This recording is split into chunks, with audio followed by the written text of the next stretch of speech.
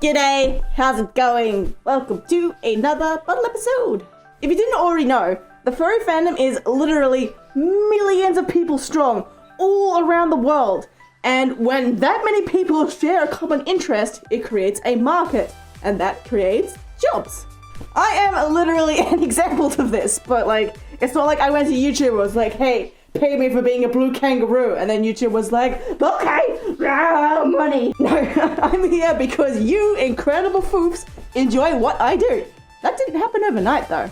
Most jobs within the fandom are freelance and self-employment, usually requiring you to work super hard for a few years before you can turn it from hobby to income.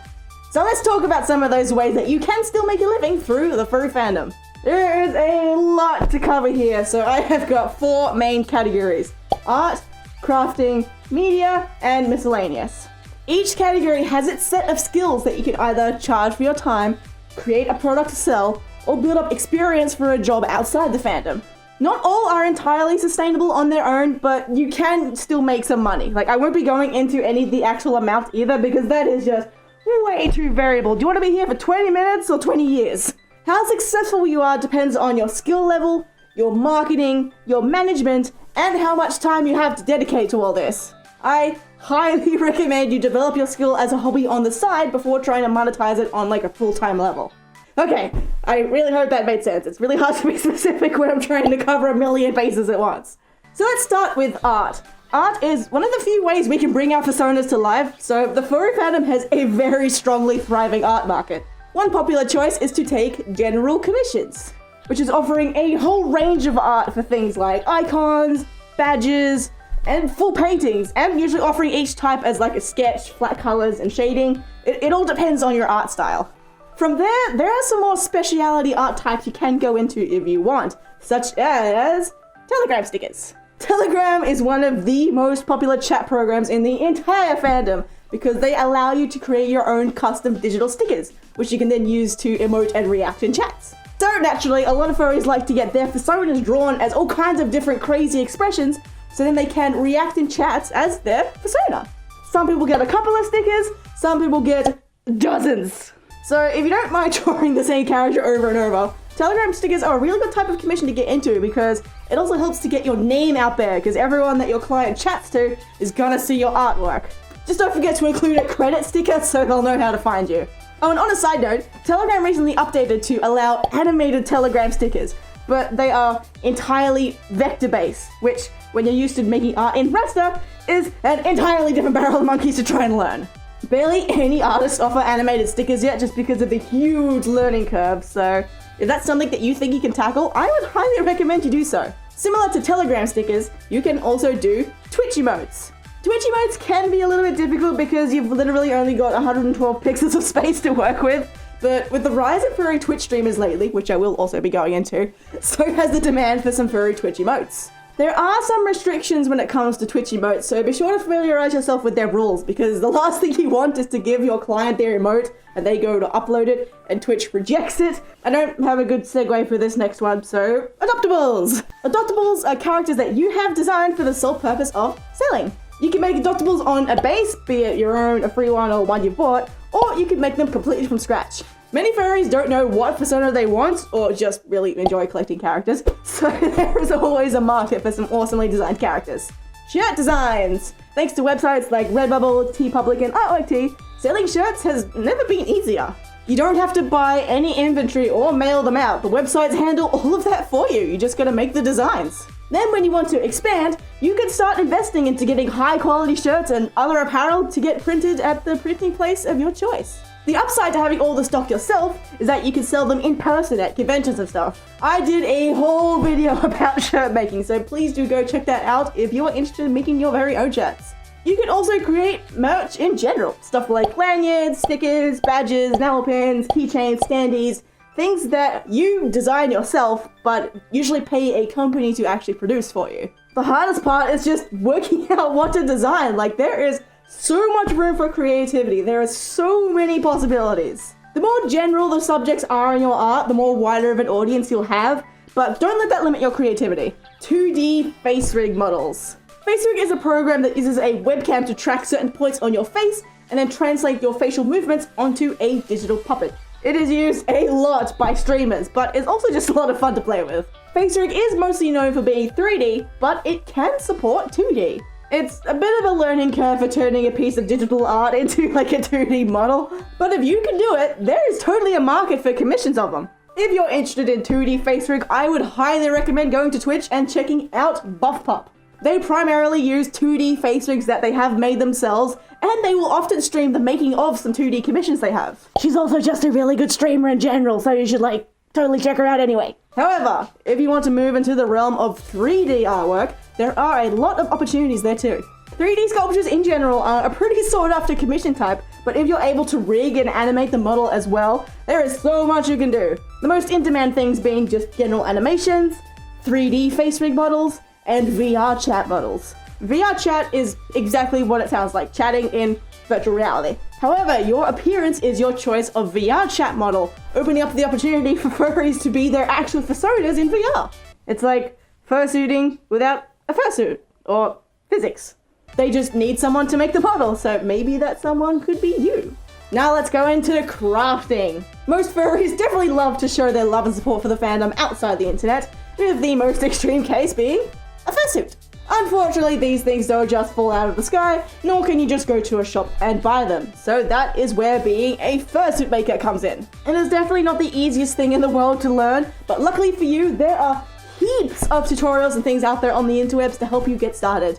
It's a tough gig, but if you can persevere, it is definitely a rewarding one. But if you don't want to, you don't even have to make entire suits. You can be a fursuit part maker. Ears, tails, paws, always adorable and always desirable. But you could also do just heads, just bodysuits, as commissions, as pre-mades, just anything you want. Another craft that is extremely sought after is kigurumis, or KIGUS for short. These are onesie-style pajamas, usually based on some kind of animal or pop culture, but as us typical furries like to do, we want them as our characters. It is a great way to represent being your character in a very comfortable and casual way. There is so much room for creativity when it comes to kigu making with all the different styles and materials, so I reckon it's one of the best ways to get started in learning high quality sewing skills. Some furries would rather cuddle their characters than be them though, and that is where custom plush makers come in. Whether it's super adorable and chibi or hyper realistic, there is a market for any and every type of custom plush. If you're interested in plush making, I would highly recommend signing up to NazFX Studios Patreon. She is a plushing wizard, like you probably saw this massive Crash plush going around. Yeah, she made that. And through her Patreon, she very graciously shares her tips, tutorials, techniques, and patterns. In the same realm of plush making, there is also prop making. A lot of fursuiters really love to add another element to their performance with some form of prop, and people just really like plushies of really random stuff. You can take commissions or just literally create and sell the first thing that pops into your head. Let me know in the comments what actually did pop into your head. I want some hilarious plush ideas. Furries also love to accessorize. Collars, bandanas, harnesses, fake piercings, fursuits, bags, hats, anything and everything. So you could become an accessory maker. You can be as creative as you want, really find your own style, and maybe even set some new trends. Sewing isn't the only way to craft things though. There is also resin crafting, and it's becoming a lot more popular as the materials needed for it become more accessible and more affordable. You can make keychains, sculptures, dice, jewelry, fursuit parts, and plenty more that I'm sure no one has even thought of yet. And if anyone can make like holographic resin stuff, just take my money. There you go. It's yours. My wallet, everything. All yours. Yay, lack of segues. Electrical work! As technology evolves and becomes more available, so do fursuits and accessories. I plan to do a whole video about tech in fursuits, but you've got stuff like fancy LEDs, animated eyes, speakers, moving parts, and more. There is an especially massive demand for LED face panels for suits of things like protogens. So if that's something you can do, I reckon now would be a good time to get into it. Other crafts that you can also utilize in the furry fandom is things like leather crafting and metalworking. Collars, necklaces, bracelets, belts, things that you can market to any audience really, but usually featuring animals to give it some kind of furry twist. Now for media jobs. These are things that involve creating and or managing content in various places around the interwebs, such as the one that you are utilizing right now, YouTube. Making videos is a lot of fun, and there is a plethora of ways you can go about it. I can't really give you any more than that other than think outside the box, have fun, make videos that you would want to watch yourself, and see where it all takes you. Then of course, streaming.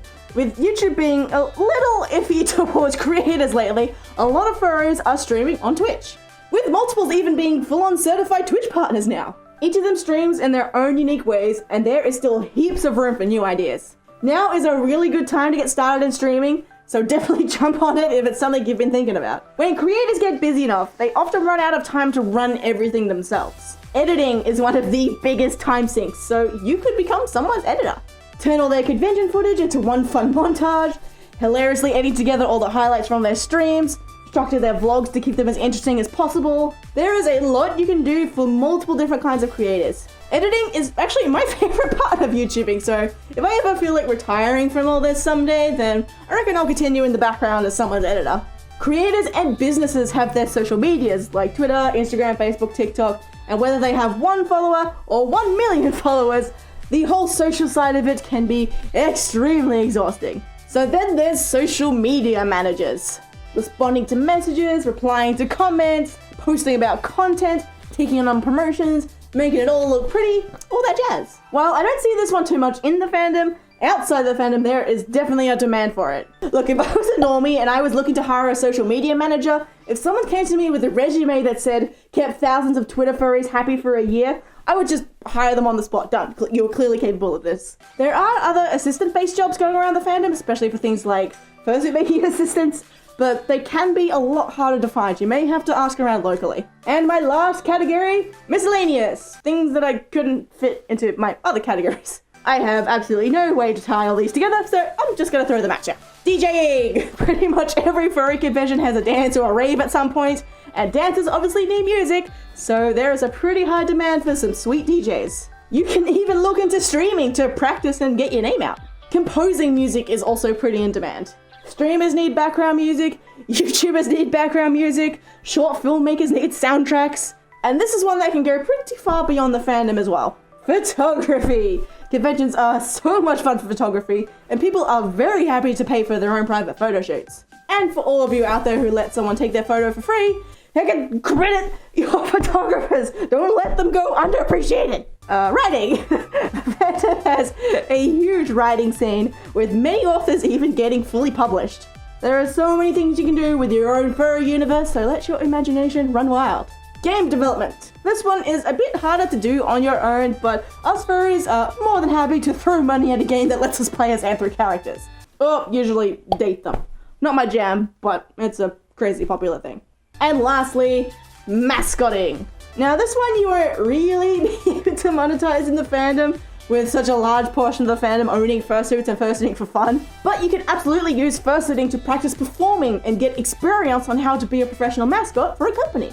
I can't name names, but I know it can be done through the furry fandom. So if you love fursuiting, you're pretty fit, and you're so good at performing that an entire crowd can't look away from you, maybe think about auditioning to become a professional mascot. Okay, I think that covers a large portion of the ways that you can earn a living through the furry fandom.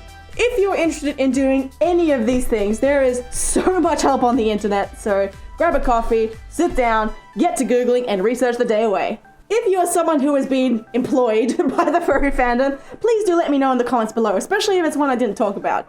Otherwise, tell me what your dream furry job would be. Nothing is impossible, but nobody's gonna hand you a shortcut to success. 5 years ago, I would always daydream about becoming a YouTuber and having a silver play button, but I'd be like, nah, I'm nothing special. Look at all these amazing people. I can't do that. Nah, I can't do that. But I kept making videos for fun anyway, and a few years later, here I am having achieved that dream. Dreams and goals always seem like such a far off impossibility, but if I can do it, you sure as heck can. 1 year from now, you will wish that you had started today. So go out there, go learn a thing, and see where the journey takes you.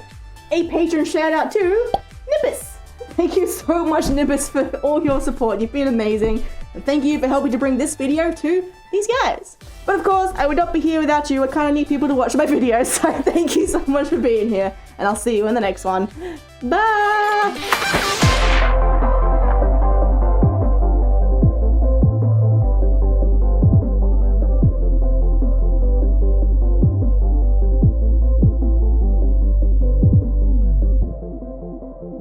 Thank you.